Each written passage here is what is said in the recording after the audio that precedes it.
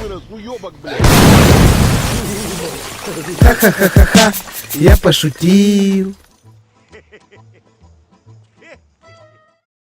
Самое лучшее лечение это живой хуй. Вот он. Размер его должен быть примерно как хуй большого пальца. Вот. Саки! Говно. Хорошо очистить, не отрывая от ботвы. Затем слегка откусить. Смочить слюной.